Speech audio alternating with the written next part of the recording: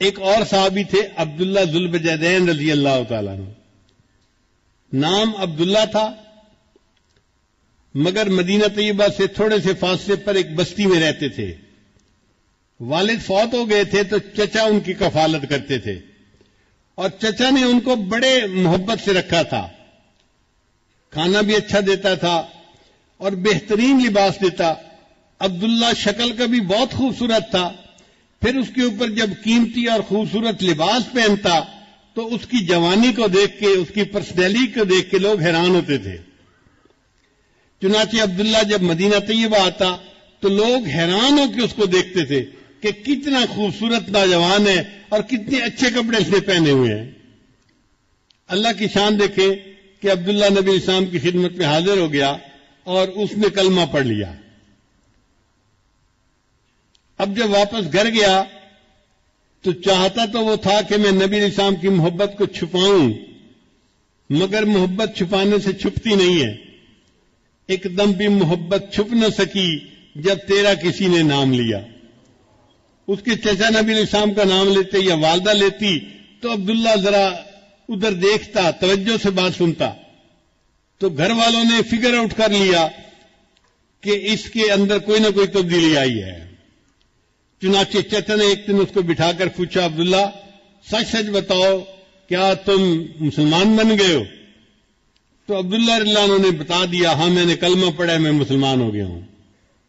چچا کو بڑا غصہ آیا. اس نے کہا کہ میں اتنا پیسہ خرچ کرتا ہوں، تمہیں بہترین غذا دیتا ہوں، تمہیں کھانا دیتا ہوں، لباس دیتا ہوں، اور تو ایسا نمک حرام کہ ہم اپنے ماں باپ کے دین پہ جمے ہوئے ہیں، تو ہمارے دین کو چھوڑ کے چلا گیا.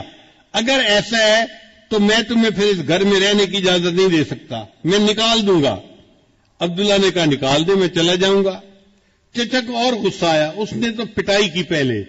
جب ٹکا کے مار لیا نا اور اس کا غصہ تھوڑا ٹھنڈا ہوا تو اس نے کیا کیا کہ عبداللہ کے جسم پہ جو لباس تھا نا، پورا لباس کاٹ کے اتار دیا. یہ لباس میں تجھے سلوا کے دیا تھا، اب یہ لباس میں اتارتا ہوں. چنانچہ بالکل جیسے چھوٹا بچہ بالکل برہنہ ہوتا ہے، عبداللہ کو اس طرح برہنہ حالت میں اس نے اپنے گھر سے دھکا دے دیا. اب جوان عمر بیٹا جب اس طرح برہنگی کی حالت میں گھر سے باہر نکلا تو ماں کچھ کر تو سکتی نہیں تھی. اس نے کیا کیا کہ ایک چادر تھی جو اپنے سر پہ عورتیں بڑی چادر لیتی ہیں، اس نے وہ چادر گلی میں ڈال دی کہ میرا بیٹا کم از کم میری چادر سے اپنے سطر کو تو چھپا لے گا. عبداللہ رضی اللہ عنہ نے اس چادر کے 2 ٹکڑے کر دیے. ایک ٹکڑا تہبند کی طرح باندھ لیا اور دوسرا ٹکڑا جیسے سردیوں میں گرم چادر لپیٹتے ہیں اپنے اوپر لپیٹ لیا. پھر عبداللہ سوچنے لگا میں کہاں جاؤں؟ تو دل نے کہا کہ جن کی خاطر یہ سب کچھ میرے ساتھ پیش آیا ہے اب مجھے انہی کے پاس جانا ہے.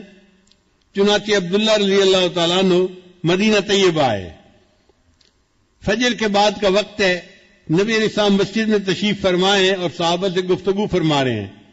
اللہ کے حبیب صلی اللہ علیہ وسلم نے دور سے عبداللہ کو آتے ہوئے دیکھا تو محبوب صلی اللہ علیہ وسلم نے پہچان لیا یہ وہی نوجوان تھا جو اتنے خوبصورت لباس پہنتا تھا، لوگ اس کی طرف آنکھ اٹھا کے دیکھتے تھے. آج 2 چادروں میں لپٹا ہوا آ رہا ہے، دونوں جہاں کسی کی محبت میں ہار کے وہ آ رہا ہے کوئی شب غم گزار کے.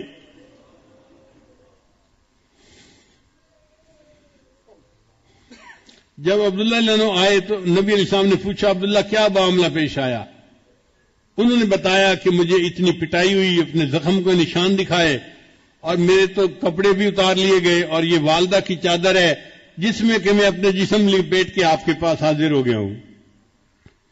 تو نبی علیہ السلام نے فرمایا اچھا عبداللہ، یہ جو اصحاب صفہ ہیں نا مسجد میں جو مہاجرین ہیں جو دین سیکھنے والے ہیں، تم بھی ان کے ساتھ وقت گزارو.